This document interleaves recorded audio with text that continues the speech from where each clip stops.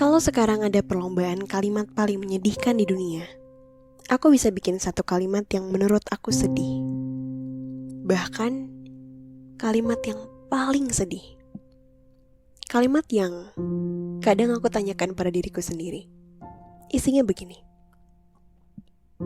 Aku gak tahu hidup untuk apa. Aku bahkan gak tahu kenapa aku dilahirkan di dunia ini. Aku gak ngerti kenapa aku terlahir seperti ini. Aku gak ngerti kenapa sekarang aku bernama Aku Langit Biru. Kemudian aku mendengarkan podcast kepada kalian. Aku hidup di dunia ini sebagai anak dari orang tuaku. Aku hidup sebagai orang dan juga teman untuk teman-temanku. Tapi pertanyaan intinya adalah begini. Untuk apa aku hidup? Kalimat yang sangat menyedihkan. Untuk apa kita ada di dunia ini? Kemana arahnya kita ingin pergi? Dan kenapa kadang kita gagal terus dalam hidup? Kayak, kok nih ya, mencapai tujuan kita tuh rasanya susah banget. Kok gagal lagi? Kok gak berhasil lagi? Gagal lagi? Gak berhasil lagi? Gitu terus. Padahal kita berusaha berkali-kali mencoba berbagai jalan. Kita udah berusaha semaksimal mungkin. Tapi jalannya rasanya tertutup rapat. Apa yang kita impikan digagalkan lagi. Gagal dalam berbagai hal. Dia gagal dalam percintaan, bisnisnya, keluarga, pertemanan, persahabatan. Dalam segala hal kita dihancurkan dari segala sisi. Dan masih bertahan sampai saat ini. Hebat juga aku sekarang. Kuat sekali kamu. Sadar gak? Sudah bertahan sampai sejauh itu. Aku senang sekali kalau berkata kalimat barusan. Karena buat aku, ternyata kita sadar kalau hidup ini keras dan kita bisa menjalaninya dengan baik. Ternyata kita bisa juga melaluinya. Sejauh ini loh, sesusah ini loh kehidupannya. Tapi kita bisa, kita punya kekuatan. Kita melaluinya dari hari ke hari. Walau banyak orang yang gak tahu sesusah apa hidup kamu. Mungkin orang kiranya kalau depannya hahihi aja, seneng-seneng aja. Orang cuma tahu kalau ya udah nih, ini orang sibuk. Teman-temanku nih paling tahu kalau misalnya mereka deket sama aku pasti bilang gini, udahlah Biru mah sibuk, nanti aja. Maka senang sekali mereka bilang kalau Biru mah kalau misalnya lagi gabut pasti ngonten. Udah deh dia mah pasti gak mau jalan sama kita. Kata-kata itu mereka terus perdengarkan kepada aku. Tapi lebih dari itu, aku merasakan banyak sekali tekanan-tekanan yang bahkan kalau dijabarkan satu persatu, aku bingung banget. Bingung kenapa aku masih bisa bertahan sampai sekarang. Setauku pula, hari ini banyak pengumuman ujian mandiri yang sudah keluar. Dan beberapa universitas mungkin menolakmu. Salah satunya mungkin terjadi pada kamu. Ada yang lagi-lagi mengalami kegagalan setelah tahap kegagalan berikutnya. Mungkin sebelumnya pada episode SNMPTN, episode SBMPTN, kamu sudah mendengarkan podcast itu. Kemudian lagi-lagi di ujian mandiri, kamu gagal lagi. Kok jalanku gini ya? Kita sudah mencoba, jalannya dibuat tertutup. Kok kayaknya apa yang kita lakukan serba salah ya? Kok kayaknya kita hidup di dunia ini gak ada tujuannya ya? Orang-orang tuh kayaknya hidupnya lempeng-lempeng aja. Tapi kenapa kalau ditanya, mimpi kamu apa? Kamu jawabannya gak tahu. Ikut aja lah nanti kayak gimana. Mengalir aja lah. Itu kan emang hidup tuh mengalir aja. Gak perlu kita mau kemana gitu. Gak usah, ikutin aja alirannya. Jawaban seperti itu adalah jawaban yang dimiliki oleh orang-orang yang susah sekali untuk bertahan hidup. Pernah suatu kali aku berdiskusi dengan seorang temanku. Waktu itu kami berdua lagi ujian. Kami lagi pusing sekali dengan masalah kami berdua. Kami memang suka ngobrol yang ngalor ngidul kemana-mana, dari hal yang gak penting sampai hal yang penting. Yang gak pentingnya bener-bener hal yang gak penting banget gitu. Sampai ada hal yang berbobot nih ketika kami bicarakan. Lalu kami berpikir tentang suatu pemikiran yang isinya begini. Temanku bilang, kenapa ya orang-orang banyak yang memutuskan untuk bunuh diri?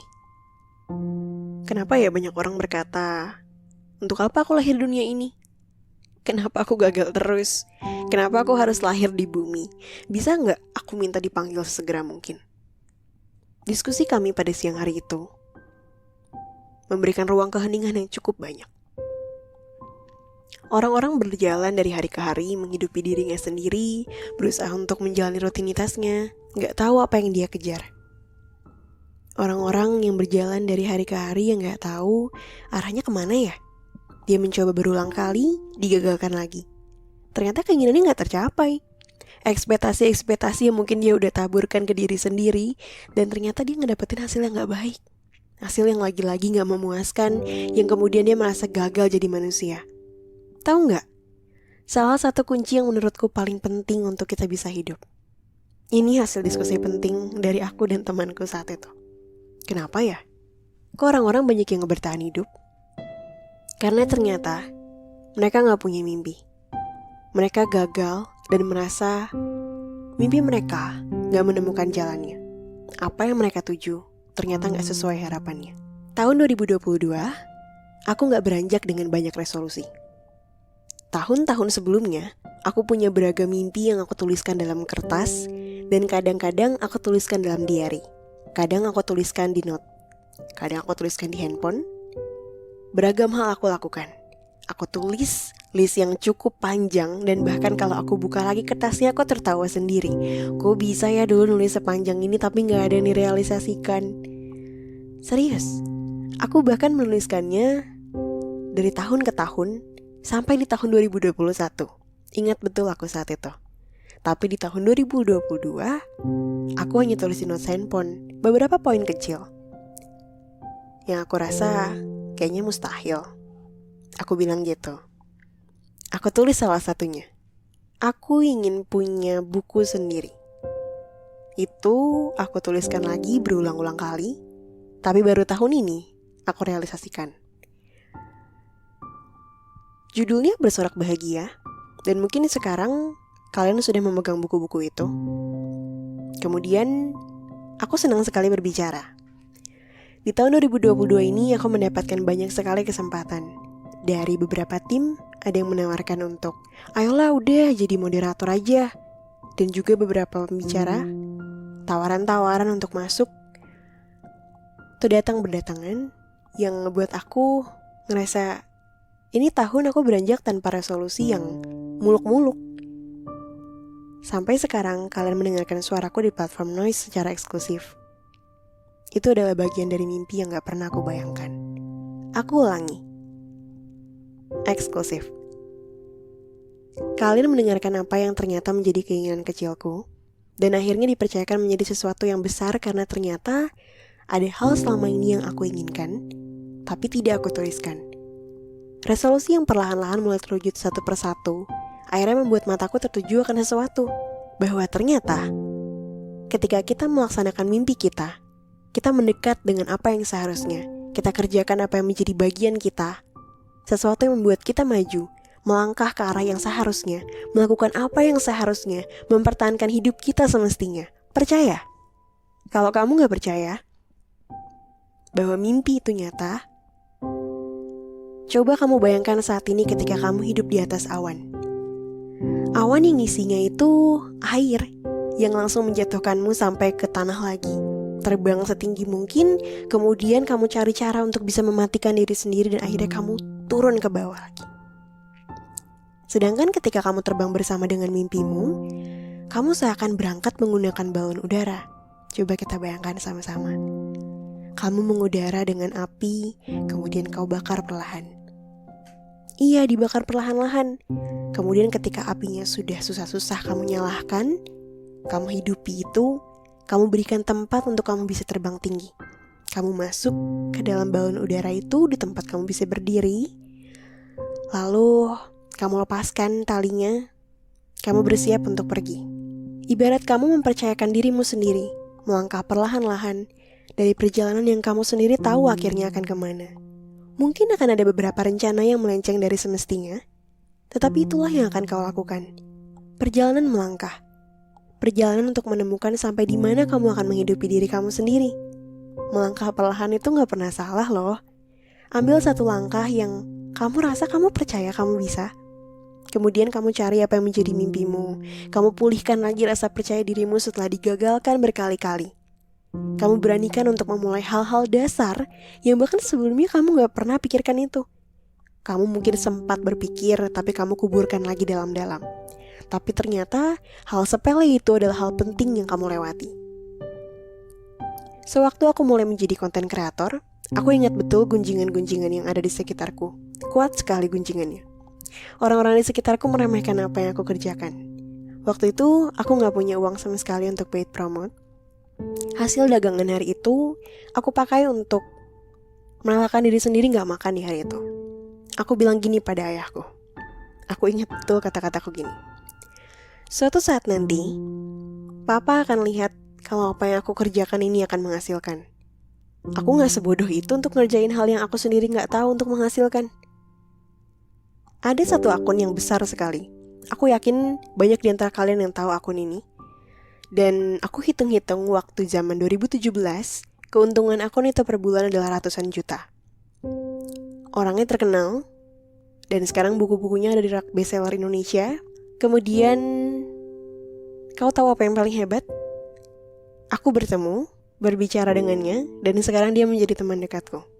Sebuah mimpi, betul. Aku sama sekali tidak pernah membayangkan bisa berteman dengannya sekarang. Berani bilang jujur, Biru? Berani. Aku berani bilang bahwa pada tahun 2017 adalah salah satunya aku bisa mempercayai diriku sendiri untuk melangkah. Di tahun 2018, apakah akan langsung begitu saja kamu terbang tinggi? Enggak. Aku sempat ingin mengakhiri hidup, percaya atau tidak. Merasa gak ada yang benar dari apa yang aku kerjakan. Tapi aku dengan sabar, dengan bodoh, dengan percaya, dengan teguh meyakini aku melakukan langkah yang benar. Kemudian aku ingat betul, satu persatu langkah mulai aku lalui. Rasanya gimana Biru mempercayakan diri sendiri? Apa langkahnya langsung berhasil? Jawabannya tidak. 2 tahunku aku isi dengan konsistensi menulis walau tidak ada penghasilan sama sekali. 2 tahunku itu isinya diolok-olok. Percaya nggak? Saat pertama kali aku mendapatkan 1000 viewer story, kamu tahu rasanya saat aku men-screenshot layarku di depan toilet perempuan? Rasanya aku ingin teriak. Tapi kalau aku teriak saat itu, mungkin orang-orang di toilet wanita nanti terkejut karena ada sesuatu yang terjadi dikiranya. Gak ada yang ngerti kondisiku saat itu, karena yang paling tahu kondisi kita ya cuma kita sendiri. Gagal berkali-kali, coba lagi. Gagal lagi, coba lagi. Gak ada yang mendukung apa yang aku mau. Mereka semua seakan menutup mata untuk mimpi aneh yang aku punya. Tapi ternyata mimpi itu berkembang dan terpercik terus dari hari ke hari. Iya, akhirnya yang menghidupkanku. Sebuah mimpi. Ternyata itu toh tujuan dari sebuah mimpi hadir.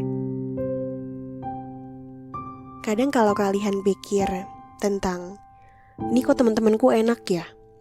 Dulu saat aku berlatih menulis, aku ingat betul di hari liburan teman-temanku berlibur, ada yang ke Disney, ada yang kemana-mana.